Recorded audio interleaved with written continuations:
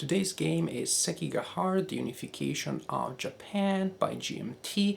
This is a block war game, so wooden blocks, mounted map, which is great, but these things make this box pretty heavy. I don't know for how long I'll be able to hold it, so I'll keep this introduction short. Sekigahara, the title of the game, comes from a battle that was part of a 7-week war that was fought in the year 1600 in Japan, and the war originated around the succession to the throne of Japan. A side was loyal to the child regent that was 7-year-old at the time and was supposed to become the ruler of Japan one day, and well, there was another side that had different plans, like it often happens in these cases. If you want to know more about the Battle of Sekigahara and this war in general, there's a lot of information about them in the rulebook, so let's move on and talk about the game. The game is played using wooden blocks that are of a shape that you do not commonly see in block games. The advantage of having blocks of that shape, however, is that you can easily stack them one on top of the other, like that. Each block has several relevant pieces of information on it. A relevant piece of information is the number of symbols on each block, and that number can go from 4, but there's only one block that has 4, to 3, 2, and 1. Then you also have extra icons to indicate special abilities of the units. For example, you have guns and cavalry, and both guns and cavalry units can execute special attacks. And then you also have leaders. Leaders are identified by a banner which is on their unit to the right of their main symbol, and the banner may contain only one dot, in which case the leader is a regular leader, but each side also has a main leader who is identified by a banner with 3 dots on it. And eliminating the main leader of the opponent is one of the ways in which it is possible to win the game. This is a card-driven game. Each player has an individual deck of cards, and the game is seriously card-driven. Cards are used to decide everything. For example, during your movement phase, what you can do is based on the number of cards that you discard from your hand. At the beginning of my movement phase, I can decide to discard 0 cards and to receive minimal movement. That means that I can activate any one location on the map and to move any and all of the units present in that location. I decide, for example, to discard 0 cards, and I can activate that location, move any of those units, or that location, but only one. And then the units can move in different directions, form different stacks, go wherever they want. They don't have to stay together.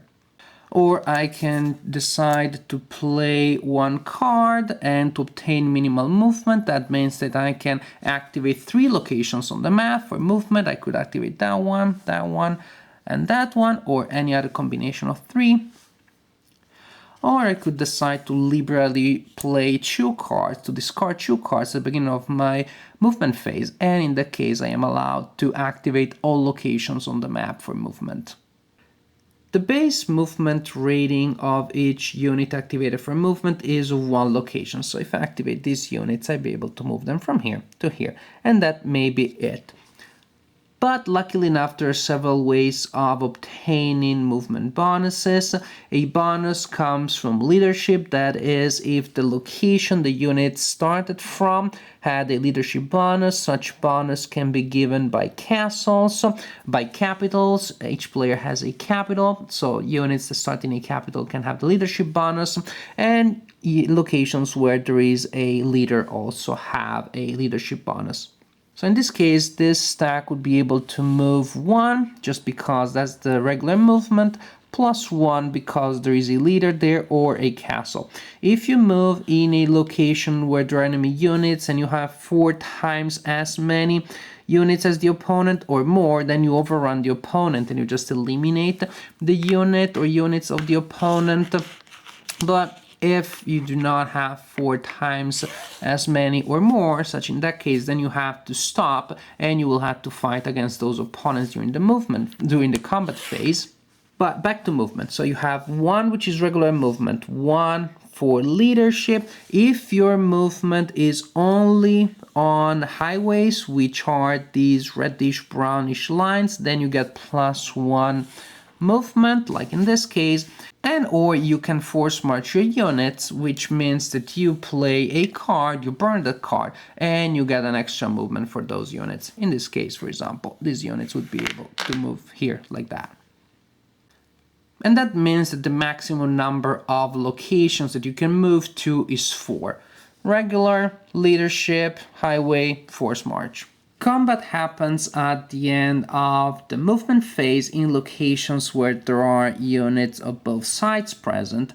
Combat is diceless, and the basic idea is that players will play cards from their hand to deploy units from their stacks that are present to the battle.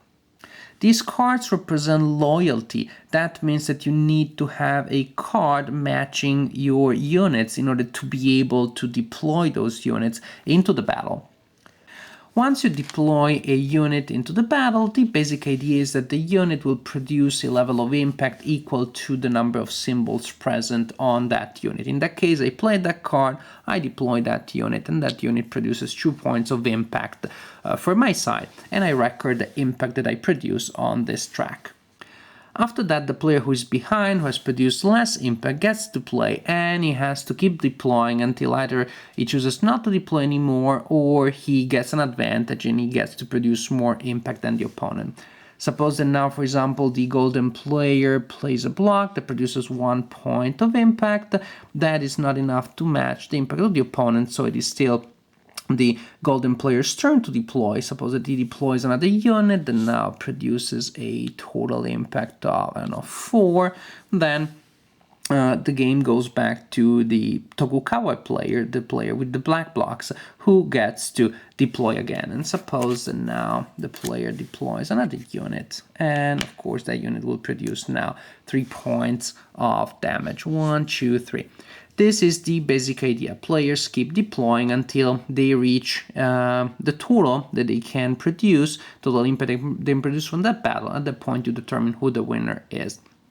However, there are several factors that will add nuances and layers to combat and that make hand management and army composition crucial factors to determine your effectiveness in battle.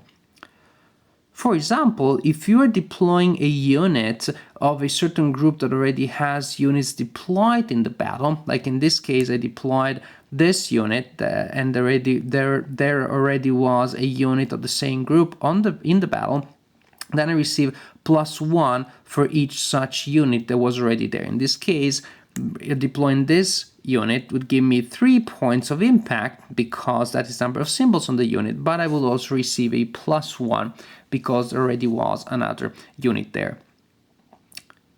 Another unit, of course, with the same symbol. Leaders can be deployed for free at the beginning of a battle. So actually, if at the beginning I had deployed that unit, I wouldn't have had to spend any cards. I would have just gotten a point of impact because of that. Then I play that card to deploy that unit that gives me 2 +1 because already is a unit of the same group. Then later I play that card, I deploy this unit that gives me 3, 1, 2, 3, +1 and +1 for the units that are already there. Then some cards have the symbol of the sword printed on them, and those cards allow units with the matching affiliation symbol and with a special attack on them to trigger the special attack. Those special attacks are gun attacks and cavalry attacks. So if I'm playing a unit that has a special attack and I'm using a special attack card, then I receive not only the impact that is given by the number of units, but I also receive +2 for the special attack. In this case, I play that gun unit, I'm using a special attack card, then that unit generates 1 point of impact for, well, having 1 and +2 because of the guns. Not only that, but combining gun attacks or cavalry attacks is also profitable because if later I commit other units that have special attacks, I'm using a special attack card, then I can combine the bonus. In this case, for example, deploying that unit would give me 1 for the 1 symbol +2 because I'm triggering a gun attack, but then also all of the guns that I already have in the fight give me +2. In that case, deploying that unit also gives me another +2 because there already is a gun present to that fight. The player that produced most impact is the winner, and the other player must retreat. But before that, losses have to be taken. A side destroys a unit of the opponent for each 7 points of the impact that it produced. In this case, the golden side produced 14 points of impact, then it destroys 2 units of the opponent. And the winner destroys an extra unit. In this case, for example, the Tokugawa side that produced 28 points of impact would destroy 4 units of the opponent, but actually destroys an extra one, so 5, because the Tokugawa are the winners. A player wins the game immediately if he eliminates the main military leader of the opponent. Also, the Tokugawa player wins the game if he captures that block that is sitting there in Osaka, doing nothing, can't move, can't fight, can't do anything but crossing fingers and hoping to survive. That block represents the 7-year-old regent, and if the Tokugawa player captures him, then he wins the game. If the players do not meet any of these conditions by the end of the 7th week of the war, then you determine the winner by counting victory points. And players gain 2 victory points for each castle that they control and 1 victory point for each resource center that they control. Resource centers are indicated by a red dot. I love this game. I love it. I love it. I love it. I like block war games in general, and I played my fair share of them in the past, so I kind of got to expect certain things, from a block game, but this game really surprised me. It is a block war game like no other. It has so many unique and innovative ideas, so many twists on what you come to expect from a block war game, that if anything, you have to de-learn a couple of things before you can really embrace all the new things that this game has to offer. The fog of war that is typical of block war games here is, I would say, deeper and more impenetrable than in many other block war games, because here it's not just a matter of not knowing what's on the other side of the blocks, but of the opponent, but also not knowing what cards the opponent has in his hands and try to make guesses based on the number of cards. That's pretty much all you know.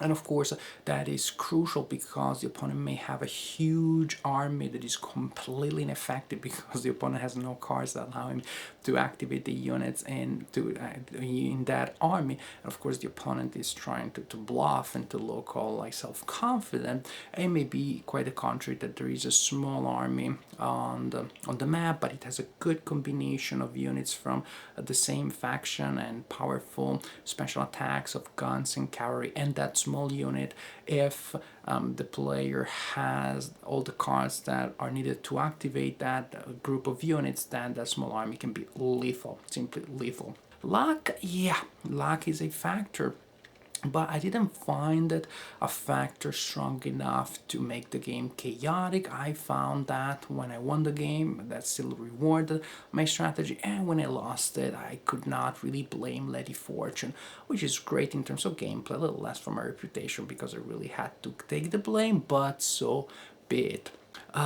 This is a great game. I think it is a real achievement in game design. It is a tight design, clear, clean. It manages to compress a strong historical feel and great narratives in really just a couple of almost minimalistic mechanics. It is full of tough decisions. At every corner, the situation changes continuously.